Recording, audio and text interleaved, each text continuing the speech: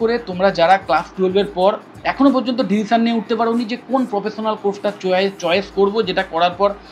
At least placement নিয়ে আমার কোনো চিন্তা থাকবে না, এবং যদি প্লেসমেন্ট নাও পাই তাহলে নিজের যে স্কিল সেটগুলো আমি পাবো সেইগুলো ইউজ করে আমি প্রচুর ফ্রিল্যান্স কাজ করতে পারবো, তাহলে আমি বলবো বিএসসি ইন মিডিয়া সায়েন্স হচ্ছে বেস্ট কোর্স। এবং এই কোর্স করতে গেলে সবচেয়ে যেটা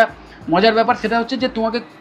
কোনো একটা পার্টিকুলার বিষয়ের ওপরই ক্লাস 12 পাস করতে হবে সেরকম কোনো ব্যাপার নেই। তুমি যে কোনো সাবজেক্ট নিয়ে, যে কোনো সাবজেক্ট কম্বিনেশান নিয়ে তুমি যদি ক্লাস 12 পাস করে থাকো তাহলেই কিন্তু তুমি এই কোর্স করতে পারবে। এবং আমাদের কলকাতার, আমাদের ওয়েস্ট বেঙ্গলের বেশ কিছু ভালো ভালো ম্যাকআউট অ্যাফিলিয়েটেড কলেজ আছে,